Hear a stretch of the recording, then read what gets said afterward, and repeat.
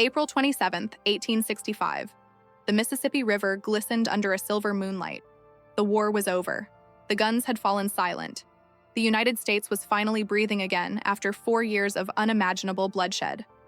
But on this quiet night, a new tragedy was about to erupt, one that would claim more American lives than even the sinking of the Titanic. This is the forgotten story of the SS Sultana, the worst maritime disaster in U.S. history. A disaster not caused by nature, not by war, but by greed. The SS Sultana was an elegant sidewheel steamboat, 260 feet long, powered by massive boilers that roared like caged beasts.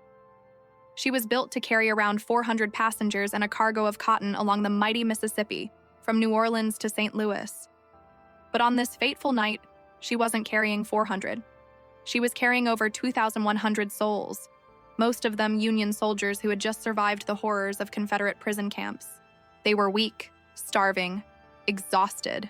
Men who had stared death in the eye at places like Andersonville and Cahaba, and somehow lived to tell the tale. Now, they were finally going home.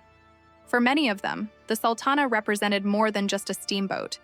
It was a promise that they'd soon see their families, their homes, their freedom. But beneath that promise, something deadly was brewing. You see, just days before departure, one of the ship's boilers had developed a serious crack.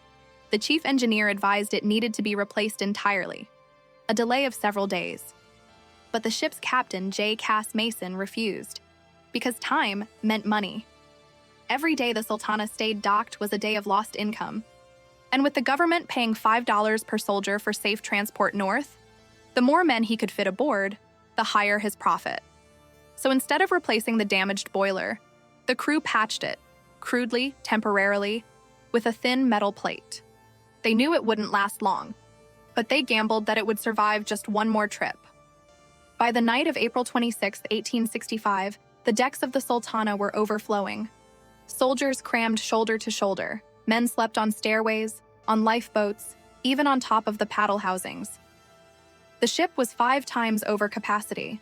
Some crew members whispered that the weight was dangerous, but others laughed it off. After all, the Mississippi was calm, the night was clear, and the current was gentle.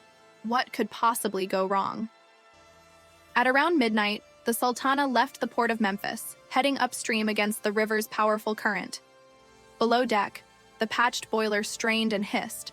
The pressure gauge trembled. The metal glowed faintly red. On the upper decks, soldiers sang softly, "Home, sweet home." They were so close to safety, so close to freedom, but fate had other plans. What no one aboard realized was that the patch, that thin piece of iron, was already starting to buckle. The heat from the firebox below was uneven, and the stress on the metal plate was immense. Every minute that passed was like loading a spring tighter and tighter, waiting for the snap. And as the Sultana pushed against the current, her captain, proud and unaware, stood by the wheelhouse, watching the reflection of lanterns dance across the dark river. He had no idea that within hours his ship would become a floating inferno, and his passengers, thousands of war heroes, would face one final battle. Not with muskets or cannons, but with fire and water. The Mississippi River was calm that night. The SS Sultana moved slowly against the current, its paddle wheels slicing through the dark water. The decks were crowded beyond imagination, men leaning against the railings, sleeping on lifeboats, and resting wherever they could find space. They were tired, hungry, and broken from years of war, but the promise of home had given them hope again. Inside the lower deck, heat radiated from the firebox. The patched boiler, weak and overworked, groaned with pressure. The engineers checked the gauges, convinced everything was under control. Yet, deep within the heart of the ship, metal was straining, stretched to its very limit. It was 2 a.m. The night was perfectly still. Most passengers were asleep. The officers on deck could hear nothing but the creaking of wood and the steady beat of the paddle wheels. Then, without warning, the calm shattered. A massive explosion ripped through the ship. In an instant, the quiet river was transformed into chaos. The center of the Sultana erupted in a column of fire and steam. The first boiler burst, sending scalding water and fragments of iron tearing through the upper decks. A second explosion followed almost immediately, and then a third. The night sky turned bright orange as flames leapt high above the river. Men were thrown into the air, wood splinters slicing through their bodies. Those sleeping on the upper decks were hurled into the cold Mississippi. The blast ripped the ship apart from the center, snapping masts, shattering lifeboats, and turning everything into flying debris. The explosion could be heard for miles. Farmers along the riverbanks woke up in confusion, seeing a strange glow rising from the water. They didn't know it yet, but that glow was the Sultana, burning in the middle of the Mississippi, with over 2,000 souls trapped aboard. On deck, survivors screamed in terror. The air was thick with smoke and the smell of burning wood. The fire spread fast. The cotton bales stored below caught flame, feeding the inferno.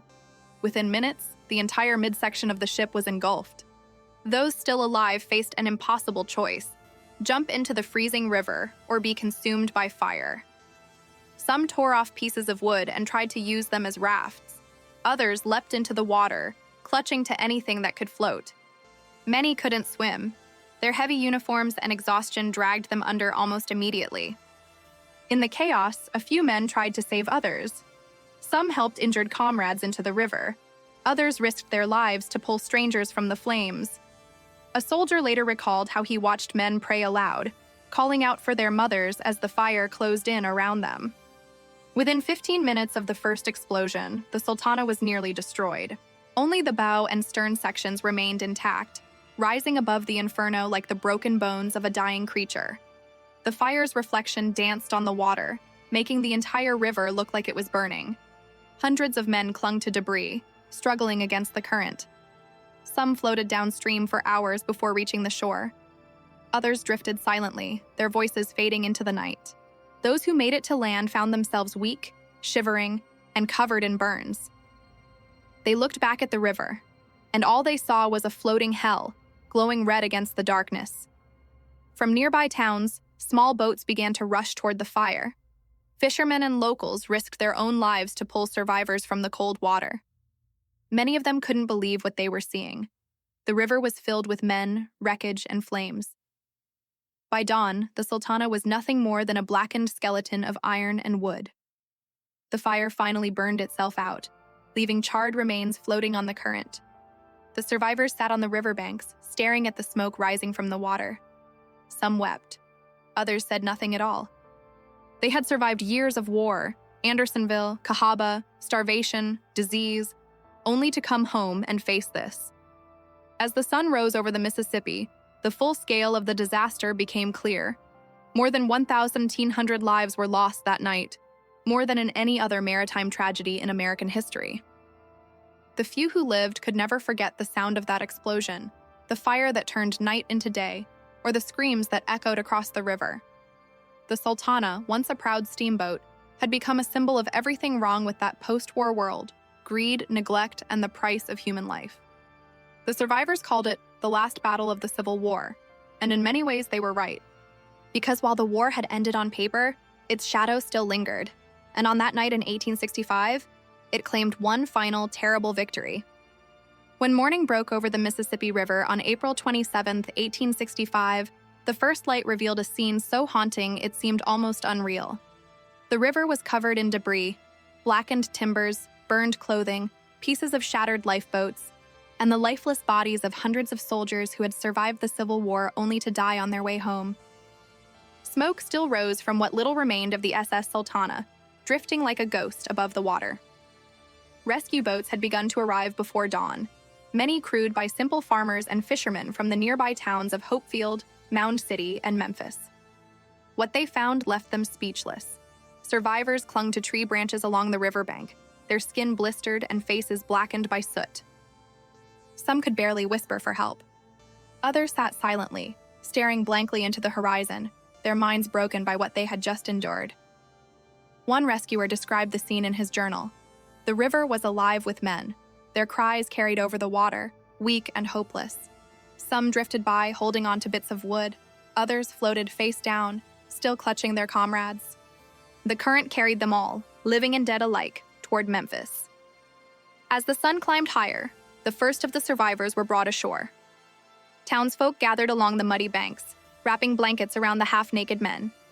Many had terrible burns, their skin peeling, their clothes melted to their bodies. Some were delirious, raving about fire and explosions. Others asked again and again the same question.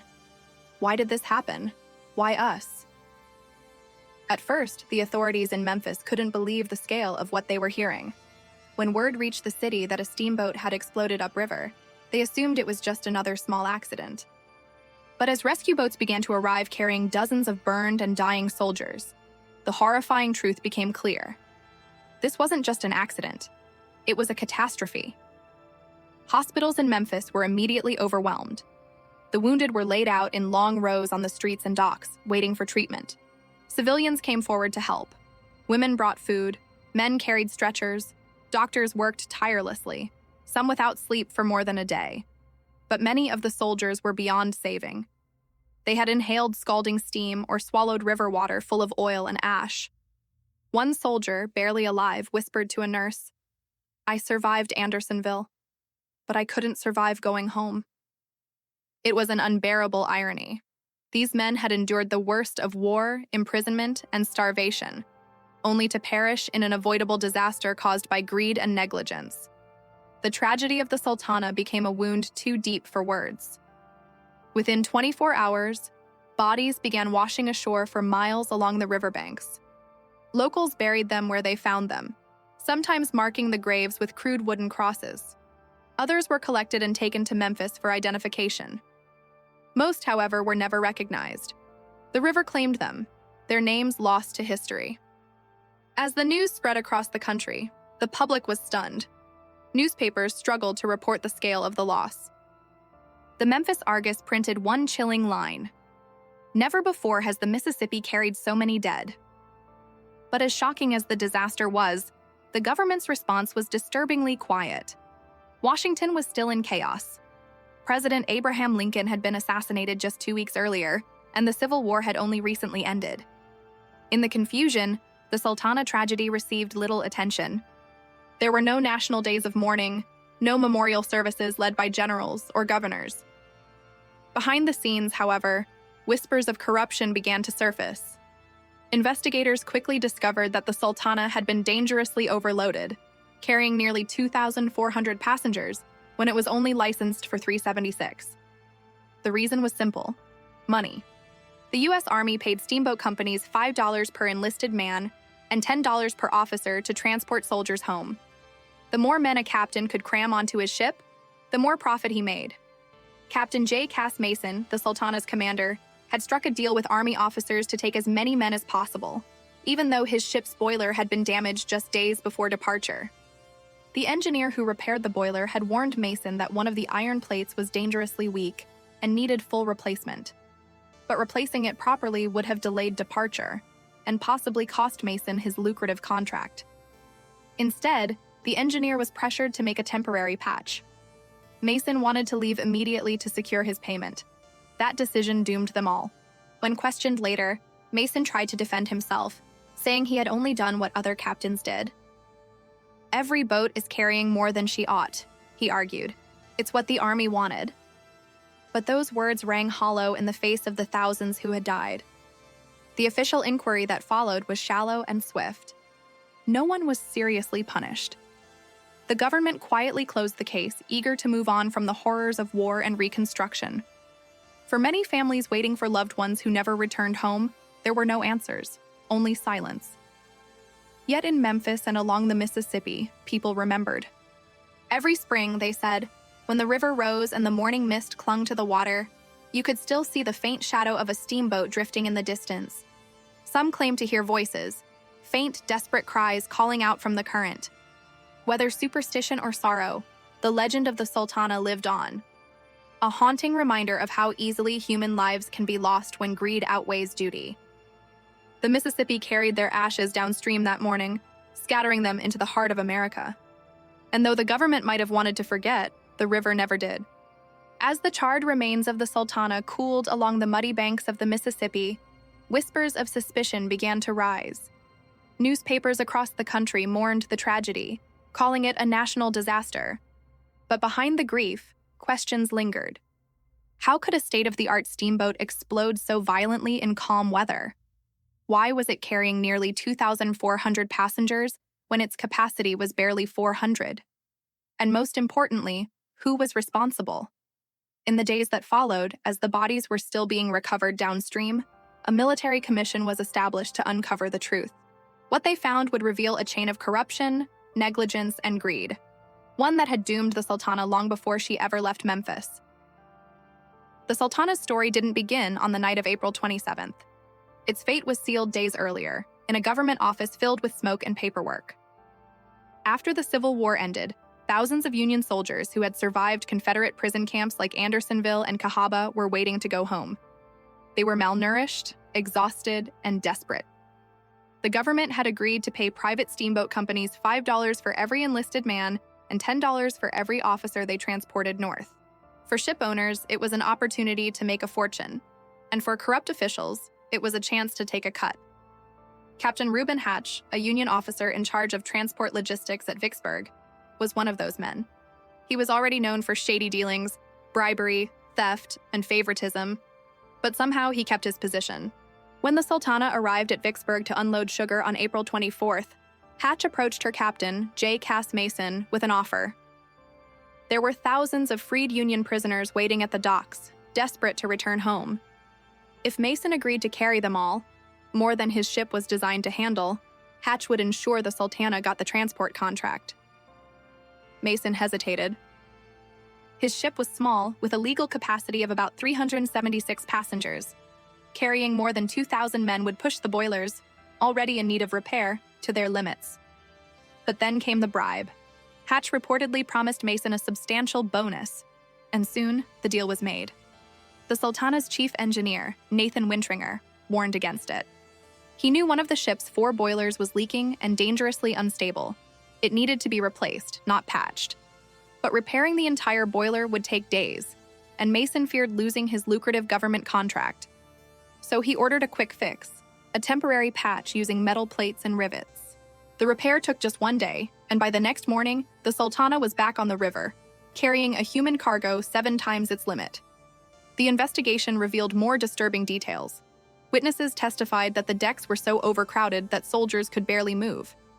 The weight of thousands of men had made the ship dangerously top-heavy, while the constant shifting of passengers during the journey caused the hull to strain. Add to that the faulty repair, and the result was a ticking time bomb floating up the Mississippi.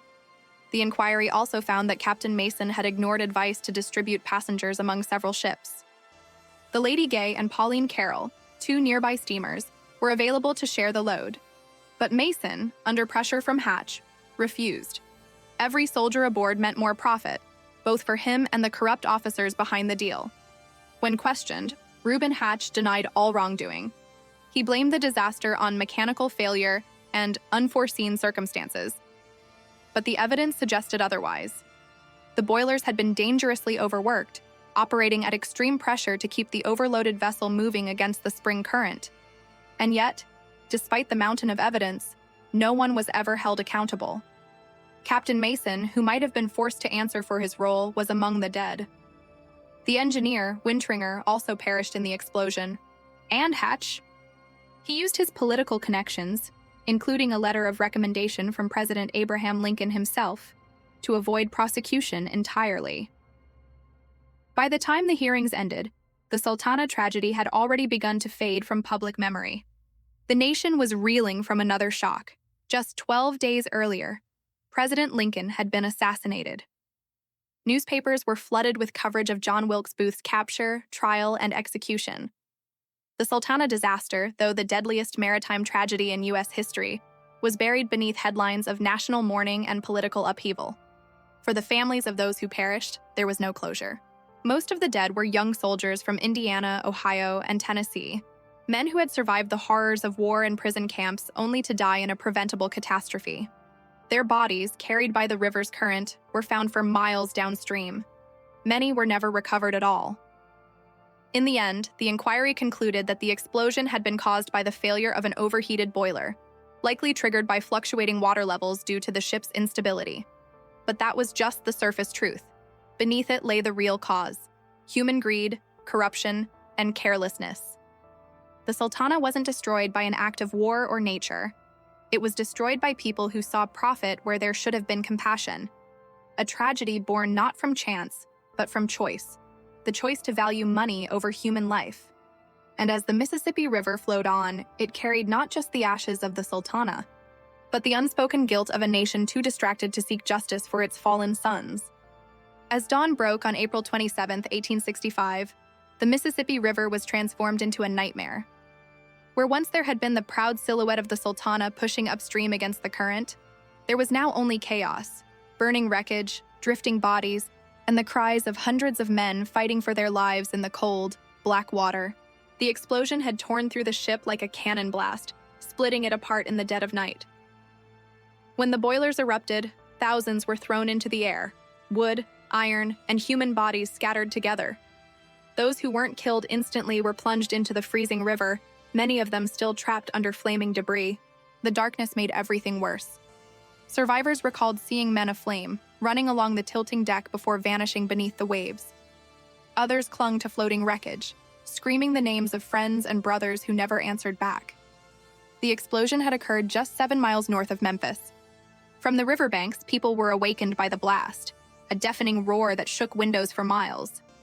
Within minutes, small boats and barges were racing toward the wreckage.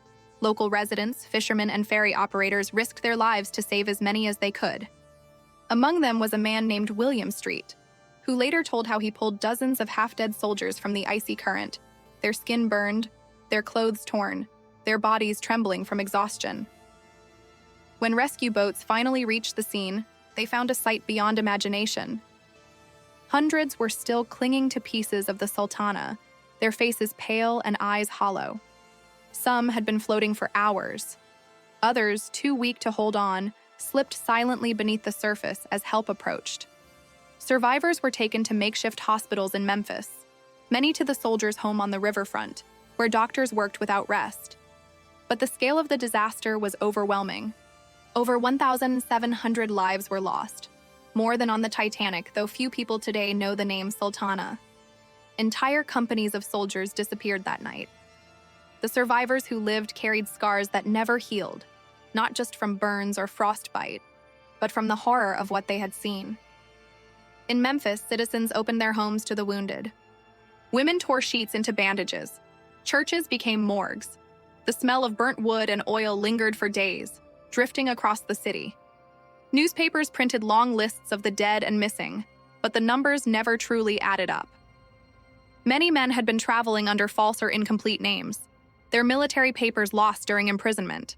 The Mississippi swallowed them without a trace. One survivor, Private William Fowler, later described the haunting silence after dawn. The river was calm again, but it carried more ghosts than I could count. Every time I closed my eyes, I saw them. Faces of the boys I'd laughed with hours before, now drifting away. For the families back home, the news came slowly, in fragments. Letters arrived weeks later, some written by survivors, others from officers compiling casualty lists. Mothers and wives clung to hope that their sons might still be alive, washed ashore somewhere. But as days passed and no word came, that hope turned to despair. The government, overwhelmed by the chaos of post-war reconstruction and Lincoln's assassination, offered little support. Compensation was rare. For many, there were no funerals, no graves, just the knowledge that their loved ones had vanished in a river far from home. In the years that followed, survivors tried to keep the memory alive. They formed the Sultana Survivors Association, meeting annually to honor those who perished. They told their stories to anyone who would listen, but outside their small circle, few cared to remember. The nation wanted to move forward, to rebuild, to forget. And so, the Sultana tragedy slowly faded into the background of history. No grand memorial was built. No officials were punished. The wreck itself sank deep into the muddy riverbed, its twisted metal and splintered timbers buried beneath silt and time. But every year, as the Mississippi rolls past Memphis, it carries with it whispers of that night, of the men who survived the war only to meet their fate at the hands of greed and neglect. The Sultana became more than just a shipwreck. It became a symbol, a reminder that the greatest tragedies often happen not in battle, but in the quiet moments after, when vigilance fades and human lives are treated as numbers. In the ashes of dawn, As rescue boats searched the river one last time, an eerie calm settled over the water. The smoke thinned. The cries ceased. The Sultana was gone, and with her, the laughter, dreams, and futures of nearly 2,000 souls who had finally believed they were going home. In the weeks after the explosion of the Sultana, the Mississippi River grew quiet again, but the storm of questions had only begun. Newspapers across America demanded answers. How could such a catastrophe happen to men who had already survived the horrors of war? Why had so many soldiers been crowded onto one fragile steamboat? At first, the official explanation seemed simple: a boiler explosion caused by overpressure. But as investigators began to dig deeper, a darker truth started to surface. The Sultana was a disaster born not of chance, but of corruption, greed, and negligence. The government quickly launched an inquiry, led by the U.S. Army's Board of Inquiry in Memphis. Witnesses were summoned: engineers, military officers, and riverboat captains. Each told a piece of the story, and together those pieces painted a chilling picture. The Sultana had been dangerously overloaded. Designed to carry about 376 passengers, it had left Vicksburg with over 2,100 people on board, 6 times its safe limit. The majority were Union soldiers recently released from Confederate prison camps like Andersonville and Cahaba, men desperate to return home after years of suffering. They were weak, underfed, and emotionally exhausted. Many could barely stand. But their weakness made them invisible to those in power. Transporting freed soldiers was profitable. The U.S. government paid steamboat owners $5 per enlisted man and $10 per officer. The more men a ship carried, the more money it made. Captain James Cass Mason, the owner and commander of the Sultana, knew this. So did the Army officers in charge of assigning ships. Just at the port of Vicksburg, where the Sultana had been preparing to sail north, several vessels had lined up to carry soldiers home.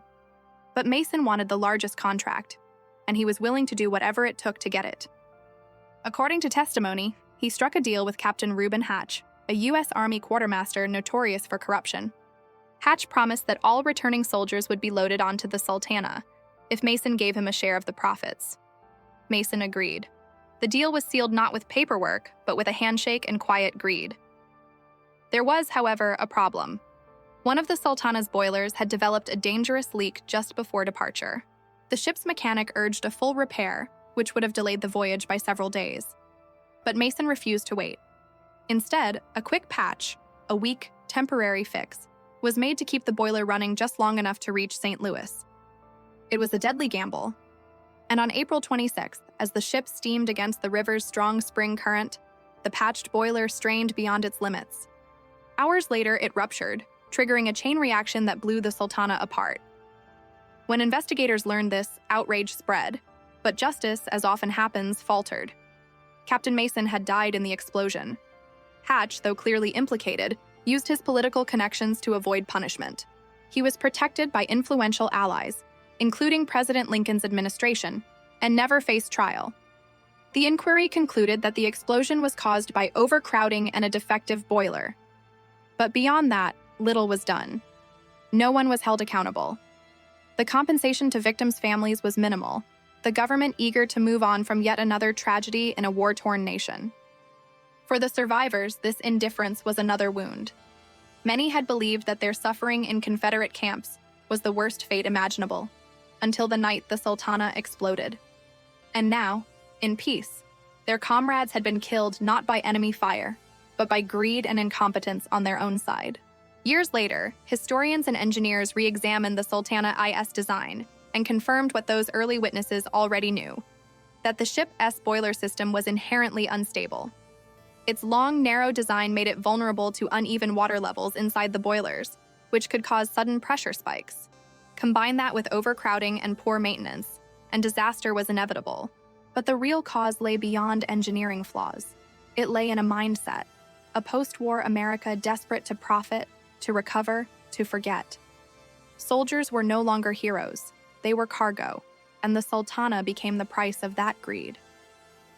In one haunting line, a surviving engineer said during the inquiry, "We all knew she was too full. We all knew she was limping. But nobody wanted to be the man to stop her." The Sultana wasn't just destroyed by an explosion. It was destroyed by silence. by every man who looked the other way, by every official who saw profit where he should have seen duty. And when the hearings ended and the papers stopped printing headlines, the truth sank quietly into the Mississippi, just like the ship itself. In the aftermath of the Sultana disaster, the Mississippi River became both a grave and a silent witness. The wreck had burned to its bones, and the once mighty steamboat now lay half submerged in the river's shifting mud. The survivors, weak and broken, clung to debris or drifted toward the banks, the only movement on a river otherwise still with smoke and death. When daylight came, the full scale of the tragedy revealed itself. Charred bodies floated past farmhouses and river towns, some still wearing Union uniforms, others so burned they were unrecognizable. The people of Memphis awoke to a horror unlike anything they had ever seen. Farmers, fishermen, and townsfolk rushed to the river with boats, ropes, and lanterns. They worked through the night, pulling men from the water, some alive, most not. Those who survived were taken to makeshift hospitals, where their burnt bodies and frost-bitten hands were tended to by strangers. Among the rescuers was a local woman named Mary Ann Ellison, who would later write, "They came in with their clothes burned off, faces blackened, eyes swollen shut, and they cried for their mothers. It was worse than any battlefield." For many of these men, the Sultana disaster was cruel irony. They had survived the unimaginable, Confederate prison camps like Andersonville and Cahaba, where disease, starvation, and neglect had nearly killed them. They were finally going home, only to perish within sight of freedom. Word of the explosion spread quickly, but it struggled to compete with another massive story dominating the headlines: the assassination of President Abraham Lincoln, which had happened just 2 weeks earlier. Newspapers across America were filled with details of John Wilkes Booth's capture and death, and the Sultana tragedy was pushed to the back pages. Some small-town papers tried to keep the memory alive. The Memphis Daily Bulletin called it the most terrible marine disaster in the history of America. But outside the South, few noticed. The nation was exhausted. It had buried too many already. Meanwhile, the river kept delivering its grim reminders. Bodies continued to wash ashore for weeks, some found as far as 200 miles downstream. They were buried wherever they were found, in shallow graves along the banks, in churchyards, and on farmland. Others were never found at all, claimed forever by the Mississippi's current.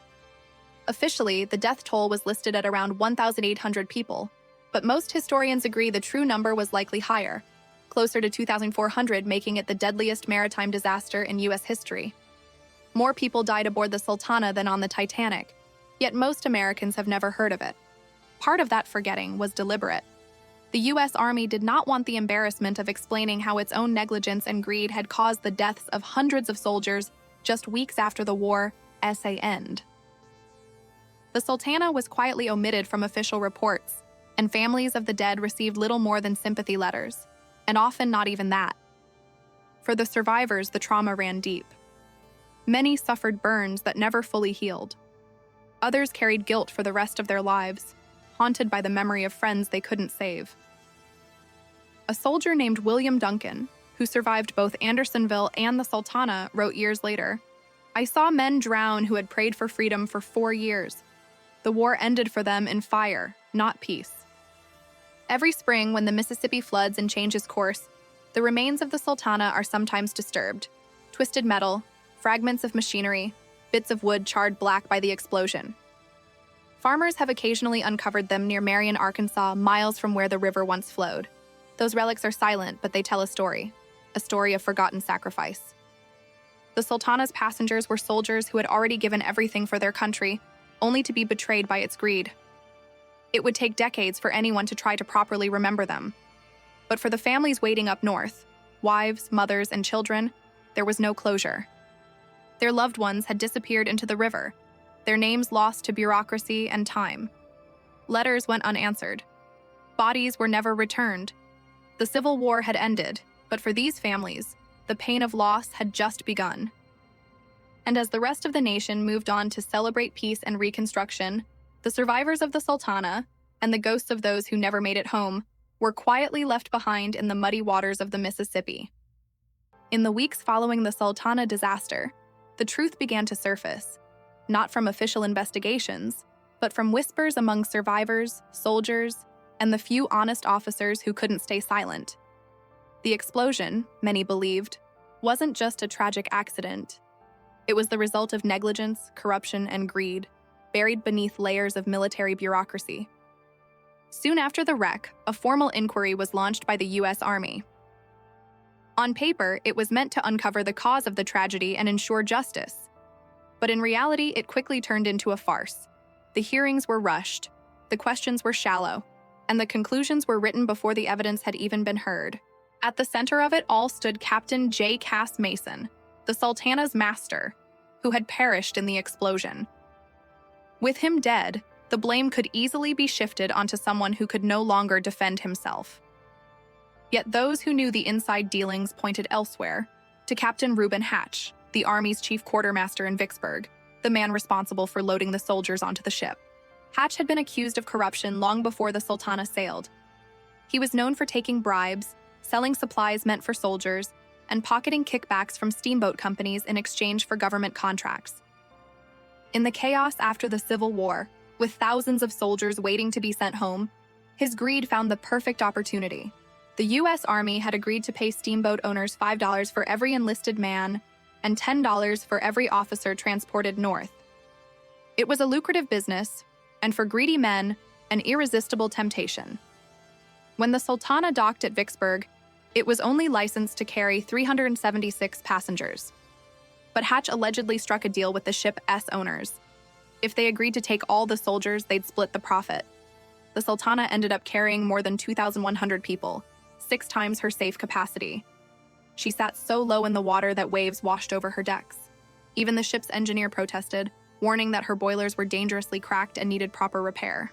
But fixing them would have taken days and cost money. Instead, they were hastily patched with a thin metal plate, a decision that would doom everyone aboard. When the inquiry began, witnesses testified about these issues. Survivors described the overcrowding, the groaning of the boilers, and the strange hissing sounds hours before the explosion. Mechanics from Vicksburg confirmed that the repair job had been rushed and inadequate. Yet somehow none of it seemed to matter. Why? Because Reuben Hatch was not just any officer. He was politically connected. His brother, O.M. Hatch, had strong ties to President Lincoln's administration. When earlier accusations of fraud had surfaced, the president himself had intervened to protect him. After Lincoln's assassination, those same connections ensured Hatch would never face punishment. In the final report, the Board of Inquiry declared that the Sultana disaster was due to an overstrained and defective boiler. No mention of corruption. No accountability for the officers who overloaded the ship. The case was quietly closed, and the public moved on. But not everyone was willing to let the truth die. A few newspapers, particularly in the South, accused the government of hiding the real story. Letters poured in from survivors and families of the dead, demanding justice. One wrote bitterly, "Our son survived 4 years of war only to be murdered by greed in peacetime." Still, nothing changed. Hatch continued to serve in the quartermaster's department until his retirement, never once charged. The owners of the Sultana rebuilt their business and profited again from government contracts. The soldiers who perished were written off as losses in transport. As years passed, the Sultana vanished from public memory. No grand memorials, no official recognition. The government had quietly erased it, as if it had never happened. The survivors, scattered across the country, tried to rebuild their lives. But the injustice haunted them. Many spoke of nightmares, of the explosion, of friends burning and drowning, and of the cruel indifference of the very nation they had fought to save. By the late 1800s, only a handful of people still remembered. A few veterans would meet each year on April 27th, gathering by the river to share stories and honor their fallen comrades. They were old men by then, their voices trembling, their memories fading. Yet every one of them carried the same belief. The truth had been buried along with the ship. And perhaps, in a way, that's what made the tragedy of the Sultana even more heartbreaking. It wasn't just the explosion that killed nearly 2,000 men. It was the silence that followed. A silence born of corruption, shame, and willful forgetting. A silence that echoed louder than any explosion ever could. Years passed, and the river carried on. wide, brown, and indifferent, as though the Sultana had never existed. The water swallowed its wreckage, and with it, the memories of over 1,000 souls who had perished that April night in 1865. What had once been the deadliest maritime disaster in U.S. history became little more than a faint whisper in the pages of forgotten newspapers. For the survivors, however, the scars never faded. Physically, many bore burn marks and shattered bones, but it was the invisible pain that lingered. They had survived years in brutal Confederate prisons like Andersonville and Cahaba, starved, beaten, and broken, only to face death again on the journey home. Families waited by train stations across the Midwest, expecting to see their sons and brothers step off smiling. Instead, they received only telegrams, coldly worded and insufficient. Your son was lost in the explosion of the steamer Sultana. In towns like Cincinnati, Indianapolis, and Columbus, mourning turned to anger. How could this have happened? Why were so many men packed onto one decrepit boat? But by the time families began to ask questions, the government had already moved on. Reconstruction had begun. The assassination of President Lincoln had shaken the nation just 2 weeks earlier. The Sultana tragedy, despite its staggering loss of life, was overshadowed by the death of a president and the end of a war. And so, the names of the fallen faded, their graves unmarked, their stories untold. Most of the bodies were never recovered. The current of the Mississippi swept them away, carrying them hundreds of miles downstream before the river gave them up to its muddy banks. Farmers would later report finding bones and tattered Union uniforms tangled in the reeds, months after the explosion. Local towns quietly buried them, often in unmarked plots. A small number of survivors, haunted by guilt, tried to keep the memory alive. One of them was Private William Gibbs, a young soldier from Ohio who had escaped the burning wreckage by clinging to a floating timber. Decades later, he would recall that night in a trembling voice. I could still hear them calling for help, even after the flames died. Some prayed, some screamed, some just whispered for their mothers. I swore that night I'd never let the world forget us. But the world did forget. In the official history books, the Sultana barely earned a paragraph. Schoolchildren learned about the Titanic, the Lusitania, and the Edmund Fitzgerald, but not about the overloaded steamboat that exploded on an American river, killing more than any of them. It wasn't until the late 19th century that the Sultana Survivors Association was formed.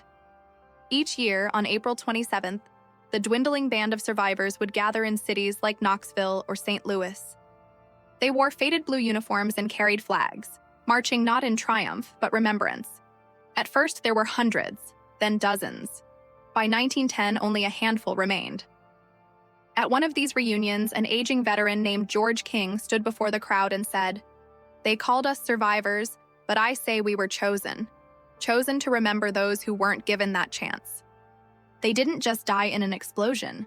They were erased by greed, silence, and time." His words echoed the truth that so few were willing to admit. The Sultana was not simply a tragedy of fate. It was a tragedy of corruption and neglect. The government's failure to hold anyone accountable ensured that the victims died twice, once in the fire and again in memory. By the time the last survivor passed away in the 1930s, the Sultana was almost entirely lost to history. The wreck itself was buried under layers of silt, somewhere near Marion, Arkansas, its wooden frame encased in the shifting earth of the Mississippi. Historians would debate for decades where the exact resting place was, but for those who had lived through that night, it didn't matter. The true wreck lay in the forgotten hearts of those who had once cared. Still, a few families held on to relics: a medal, a scorched diary, a photograph of a young soldier in blue. These were their only proofs that their loved ones had lived and died aboard that doomed steamboat. The tragedy of the Sultana became not just a story of death, but of disappearance, a slow fading from the collective memory of a nation too busy to look back. As the river kept flowing, the echoes of that terrible night grew fainter, swallowed by time. But every now and then, when the Mississippi runs low and its mud banks crack in the summer heat, people say the past still whispers. Bits of iron, scorched wood, and fragments of lives once lived rise from the riverbed, a reminder that the Sultana still waits beneath, asking the world not to forget again. For more than a century, the wreck of the Sultana lay hidden beneath layers of mud and silence. The world moved on. Wars were fought, cities rose, generations came and went, but the story of that doomed steamboat stayed buried under the currents of the Mississippi River near Marion, Arkansas. It was as if the river itself had chosen to keep the memory entombed, guarding the truth against time and neglect. But history, no matter how deeply submerged, always finds a way to resurface. In the 1980s, a local Arkansas lawyer and historian named Jerry Potter became obsessed with uncovering the truth of the Sultana. He had grown up near the Mississippi and had heard whispers of a great ship that exploded long ago, a story his elders spoke of in hushed tones. Most dismissed it as a local legend. But Potter knew there was something more. He began to dig through old government records, faded news reports, and forgotten diaries. What he uncovered was staggering.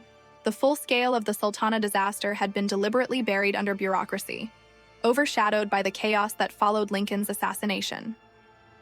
In 1982, Potter and a small team of researchers finally discovered what they believed to be the Sultana's wreck site, not in the river and its main channel, but under a soybean field several miles inland.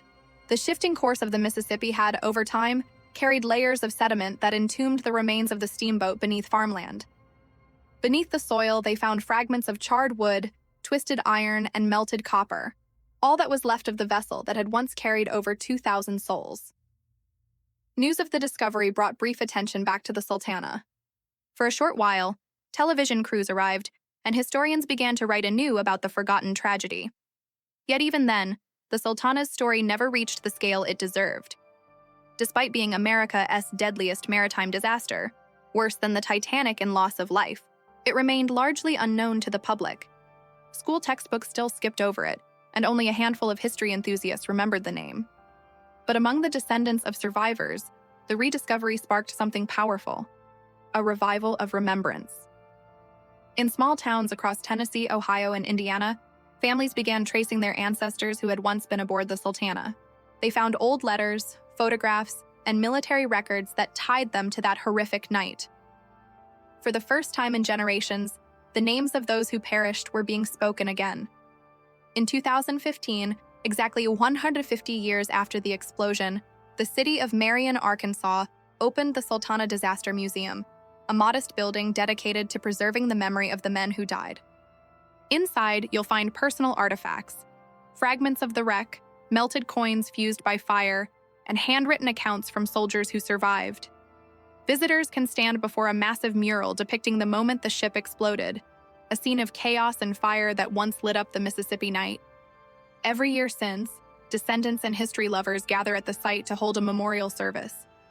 There are no grand speeches, no parades, no media frenzy, just silence, candles, and the soft murmur of names being read aloud. The Mississippi flows quietly nearby, as if listening. The Sultana's story, once forgotten, has slowly begun to reclaim its place in history. It is no longer just a tale of disaster. It's a lesson in how greed, negligence, and silence can cost more lives than war itself. It reminds us that history doesn't always honor those who suffer the most. Sometimes their stories must be fought for, dug up from the mud, retold, and remembered. When you stand on the banks of the Mississippi today, it's hard to imagine the horror of that April night in 1865. The air feels calm, the water serene, yet somewhere beneath that calm surface lies a silent graveyard, the twisted bones of the Sultana and the memories of the men who never made it home. Their story is not one of defeat, but of endurance. Though time and the river tried to erase them, their voices rise again through the dedication of those who refused to let them disappear. The Sultana may be gone, her wreck buried, her smoke long faded, but her legacy still ripples across the waters of history. Every survivor's cry, every flicker of fire on that terrible night, and every life lost continues to remind us of one eternal truth. Some stories, no matter how deeply buried, never truly drown.